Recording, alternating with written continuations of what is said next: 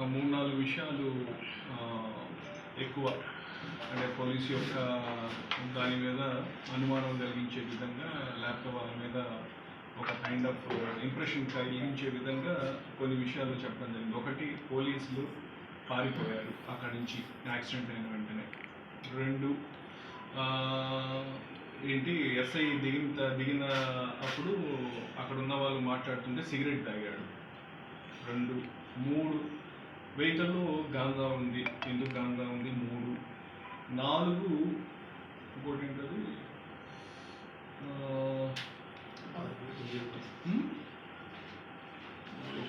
SIs తాగిన మొత్తంలో ఉన్నారు. కానీ ఈ 4 విషయాల గురించి మాట్లాడడం జరిగింది. దీంట్లో ఒకటి చూసినట్లయితే, ఒకటి యాక్సిడెంట్ జరిగింది వాస్తవం, దాన్ని ఎవరు కాదనలేరు, దాన్ని ఏమి ఎవరు చేయలేరు కూడా. యాక్సిడెంట్స్ అవుతాయి. యాక్సిడెంట్ అయిన వెంటనే ఫస్ట్ ఎస్ఐ బలిపురవ వాళ్ళ ఎస్ఐస్ ఇద్దరు కూడా వాళ్ళ ఐడెంటిటీ చెప్పారు, మేము పలానా అని చెప్పారు. అండ్ ఇక్కడ ఉన్న వాళ్ళందరికీ కూడా ఎస్ఐలు ఎప్పటి నుంచో చేస్తున్న వాళ్ళు సుపరిచితం, వాళ్ళకి తెలుసు. 108 కూడా ఎస్ఐనే కాల్ చేశారు. అండ్ వాళ్ళకి తెలిసిన వ్యక్తులు కూడా ఇక్కడ యాక్సిడెంట్ అయిందని చెప్పి వాళ్ళు తెలిసిన వ్యక్తులకి చెప్పి వెహికల్స్ కూడా తెప్పించారు. 108 వచ్చేంతవరకు చేసేంతవరకు కూడా ఎస్ఐలు అక్కడే ఉన్నారు. అండ్ ఇక్కడ స్టేషన్ నుంచి కూడా ఎస్ఐ అక్కడ వెళ్ళిన తర్వాత ఈ ముగ్గురు కలిసి ఆ క్షతగాత్రులు ఎవరికైతే ఇంజూర్డ్ ఉన్నారో వాళ్ళందరినీ కూడా అంబులెన్స్ ఎక్కించడం జరిగింది. అంబులెన్స్లో ఎక్కించి 108లో హాస్పిటల్ పంపించడం జరిగింది. అయిన తర్వాత సబ్ ఇన్స్పెక్టర్స్ హాస్పిటల్ కూడా వెళ్ళారు. దానికి మన వీడియో ఎవిడెన్స్ కూడా ఉంది. హాస్పిటల్కి వెళ్ళి అక్కడ వాళ్ళని చేసి దాంట్లో ఒకరికి కొంచెం ఎక్కువగా ఇంజురీ అయిందని అంటే వాళ్ళని వెంకటరమణ హాస్పిటల్కి షిఫ్ట్ చేసేదా కూడా మా ఎస్ఐసి షిఫ్ట్ చేశారు. అండ్ ఎస్ఐ హాస్పిటల్ దగ్గర ఉన్నదానికి కూడా మాకు వీడియో ఎవిడెన్స్ ఉంది. సో దీంట్లో ఎస్ఐలు పారిపోయారు, ఎస్ఐలు తాగిన మత్తులో ఉన్నారు, వాళ్ళు చేశారనేది మటుకు అది పూర్తిగా అవాస్తవం. అది కరెక్ట్ కానే కాదు. నెంబర్ 1, తాగారు, ఎస్ఐలు తాగిన మత్తులో అన్నది. సిగరెట్ దిగగానే సిగరెట్ తాగారన్నారు. అది చేసే టైంలో మా అద్దంకి ఎస్ఐ గారు కూడా అక్కడే ఉన్నారు. అది కూడా పూర్తిగా అవాస్తవం. 3వ విషయము, బండిలో గాంజా ఉంది, ప్రైవేట్ వెహికల్లో వస్తున్నారంటే అవును, అందరికి తెలిసిన విషయం. వాళ్ళు అక్కడి నుంచి టెంపుల్ నుంచి వస్తున్నారు, వాళ్ళు టెంపుల్కి వెళ్ళారు, టెంపుల్ నుంచి వస్తున్నారు. వచ్చిన క్రమంలో మా ఇన్ఫర్మేషన్ దానికి సంబంధించి గాంజా, ఒక కేసుకు సంబంధించిన గాంజా మా వాళ్ళు సీజ్ చేశారు గాంజా.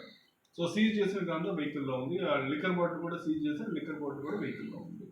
సో దానికి సంబంధించినవి అన్నీ కూడా నేను కేసు రిజిస్టర్ చేస్తాం, అది కోర్టులో ప్రొడ్యూస్ చేస్తాం. దానికి సంబంధించి ప్రాపర్గా విచారణ చేసి దానికి సంబంధించి కోర్టుకి అన్ని కూడా డీటెయిల్స్ ఇస్తాము. తర్వాత తాగిన మత్తు, ఇద్దరు ఎస్ఐలు తాగారని కూడా పూర్తిగా అవాస్తవం. తాగిన వారైతే అక్కడే ఉండి చాలాసేపు వాళ్ళతో మాట్లాడడం జరిగింది. ఎక్కడ కూడా ఎవరితోటి కూడా వాళ్ళు హార్ష్గా బిహేవ్ చేసింది లేదు, ఎవరితోటి కూడా గొడవ పెట్టుకుంది లేదు, ఎవరితోటి దురుసుగా ప్రవర్తించింది లేదు.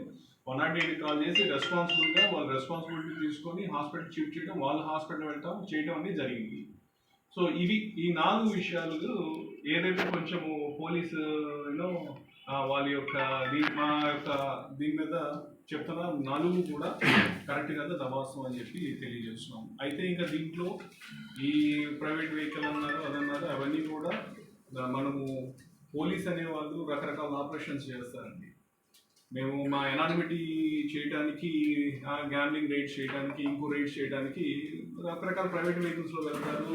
అవి నా విధంగా చేయకపోతే చాలా సందర్భాల్లో చేసేటటువంటి పరిస్థితి ఉంటుంది. ఇదేమి కొత్త విషయం అండి, అందరూ కూడా విలేకరులందరికీ తెలుస్తుంది. ఎప్పుడు కూడా పోలీస్ యూనిఫామ్లోనే ఉండరు, మఫ్టీలో వెళ్తారు, రకరకాల వెహికల్స్లో వెళ్తారు, రకరకాల రైడ్లు చేస్తాము, అన్నీ చేస్తే అవుతాయి.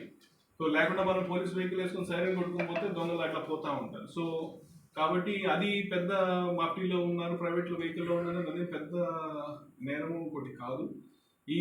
అంటే యాక్సిడెంట్ అంటాము, డ్యూటీలో ఉన్నప్పుడు యాక్సిడెంట్ జరగడం అనేది కొంచెము అది కరెక్ట్ కాదు. ఇది కొంచెం చూసుకోవాల్సిన అవసరం, కొంచెం జాగ్రత్త తీసుకోవాలి. అయితే అది కూడా ఏంటంటే అనుకోని పరిస్థితి, ఒక అతను బైక్లోంచి ఆపోజిట్ వెహికల్లో రావడం, ఈవెన్ ఆటో కూడా ఆపోజిట్ వెహికల్లో రావడం వల్ల ఇది తప్పించిపోయి దానికి అయింది తప్పితే అది కూడా వేరే విషయంగా కాదు.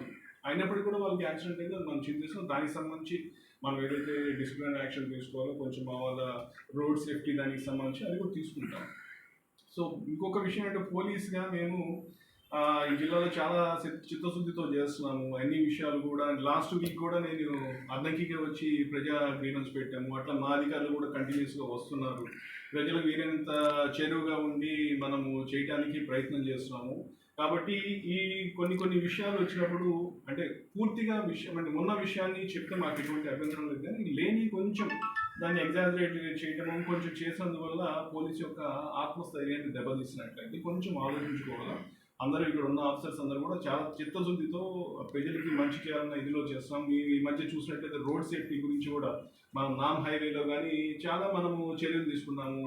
అన్ని ప్రజలకి ఈవెన్ ఇప్పుడు రోడ్డు మీద మనము పెయింటింగ్స్ వేసి ప్రజలకి ఎక్కడ కూడా రోడ్ సేఫ్టీ దానికి సంబంధించి, కానీ అట్లాగే మనం ఈ మధ్య transformer offences, wire theft offences, property offences చాలా విషయాల మీద మనము శ్రద్ధ పెట్టి చేస్తున్నాము. కాబట్టి దయచేసి ప్రజలందరికీ కూడా కావచ్చు, అందరికీ కూడా కొంచెం ఇటువంటి విషయాల్లో ఉన్నప్పుడు కొంచెం సమయం పాటించి కొంచెం పరిస్థితులు అర్థం చేసుకొని అన్ని విషయాలు కరెక్ట్గా తెలుసుకొని ఏదైనా కానీ దాని గురించి చెప్పినట్లయితే బాగుంటుంది. ఉంది కదా అని చెప్పి మనకు ఉన్న ఆలోచనని ఉన్న వాటిని టకటగా చెప్పడం వల్ల మళ్ళీ దానికి రకరకాల సమాధానాలు ఇవ్వడం చాలా కష్టం. కొంచెం ప్రజలు కానీ చేసేవారంతా కూడా కొంచెం బాధ్యతగా ఉండాలా, బాధ్యతగా ఇన్ఫర్మేషన్ చేస్తే బాగుంటుంది. అట్లా కాకుండా మిస్ఇన్ఫర్మేషన్ ఇవ్వడం వల్ల ప్రజల్లో తెలియని ఒక మిస్ట్రస్ట్ క్రియేట్ చేసినట్టయితే అది కరెక్ట్ కాదు. మేము ఒక 10 రోజులు చెప్తుందంటే మేము చాలా కమిట్మెంట్ తోటి చేస్తున్నాము. సో ఇదే విధంగా చేయాలన్న ఇది కూడా ఉంది.